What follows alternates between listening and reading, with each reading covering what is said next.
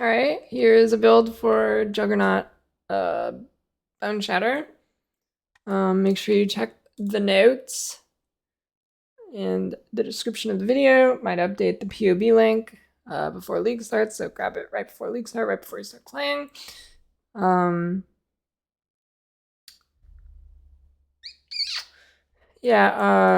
is not updated for 3.20, so there's some custom settings in the config to simulate the curse changes. Actually, I don't think that really impacts this build, so forget that. Yeah. So build ratings. Let's see. Build ratings. Boss damage. Boss damage is pretty lackluster on this build. It is a Juggernaut. I mean, it's not like super terrible, but I'm just gonna give it a 4 out of 10. It's pretty low. I mean, you can get it pretty good, but you'll need a really good weapon. It'll be pretty low damage. Damage uptime also not gonna be very good. It's a melee build, and it's relying on constantly hitting with trauma stacks. So yeah, that's probably like a 3 out of 10. Clear speed is probably pretty good. It's probably an 8 out of 10. Just jump around and do bone zone. Mobility. I mean, it's alright, I guess. You leap slam around, so just nothing crazy, but you do have to be in melee range, so it's kind of rough. So, I don't know, 3.5 out of 10. Going by like mobility being like where you have to be in terms relative to the boss and stuff like that. So, defense.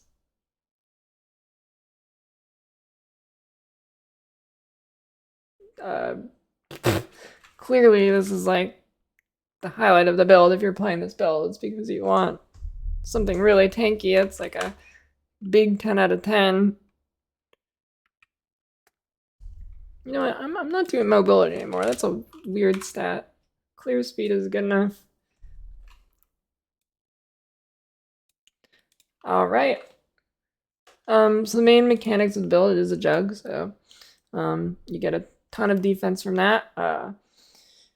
We are kind of accuracy stacking, not really accuracy stacking, but it is a precise technique build. So what this does is it gives you more attack damage if your accuracy rating is higher than your life. This jug node gives you a ton of accuracy rating and then some attack speed. So that's a big source for damage. Then Unbreakable here. It applies some of our armor to our elemental resistances. So a portion of the damage you take from elemental damage, your armor applies to it. It's really powerful. Untiring, it gives you life regenerate. And 1.5% of physical damage prevented from hits in the past. This is really important. You need this node before you swap to Boneshatter. The damage you do to yourself with Boneshatter, you're going to get a ton of regen off of hitting yourself, essentially. So this is what enables the build.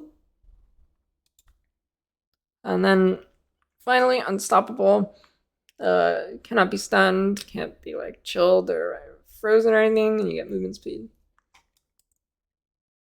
Another mechanic that the build uses is Iron Reflexes. Converts your evasion armor, gives you a lot more armor. You might want to unspec this if you're just mapping. Some evasion is good while you're mapping. So, up to you though. You can see how it feels. Something you might want to do as well, from the changes in 3.20, there is a pretty big change to build. It doesn't kill the build or anything, but this mastery right here strike skills which target additional enemies can do so from 30% further away is being removed.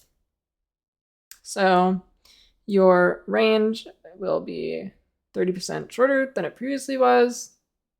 Something you might want to try doing to offset that is taking brinkmanship.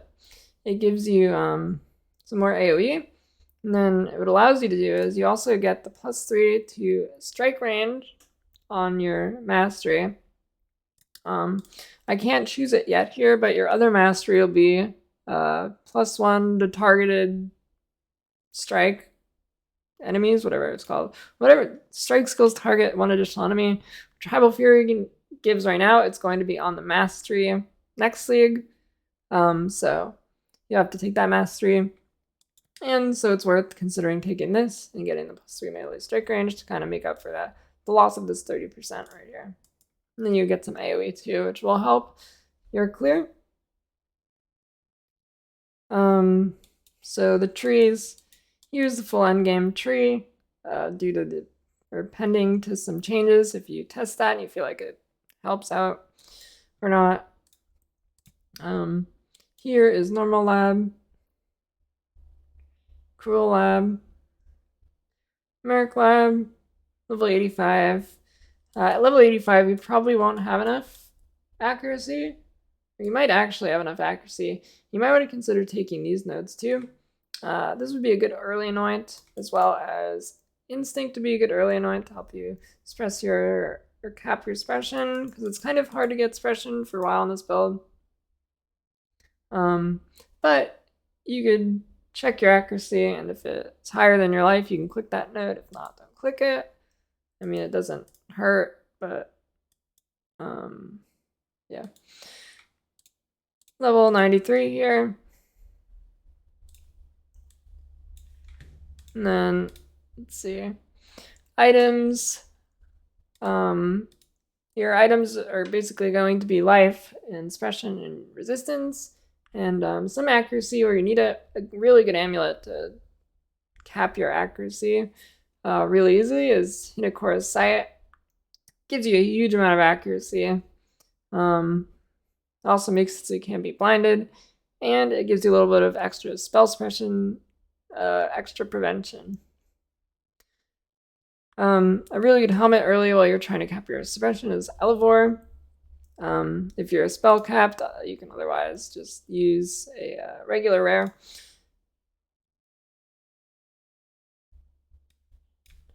Skills. You're gonna level with Sunder. Before Sunder, you'll do Splitting Steel. You'll mule a Splitting Steel off of a duelist, and then you'll level that to level 12. Otherwise, you'll use Ground Slam, which is not too fun. That's why you mule Splitting Steel. But you could do Ground Slam, but recommend Splitting Steel. And then you swap to Thunder at level 12. You get a Mervil's Cave. And yep. And then use Boneshatter, and you can swap to that at like Blood Aqueduct. You need this node though, which will be your third lab. Yeah. I think that is about it for this build. Yep.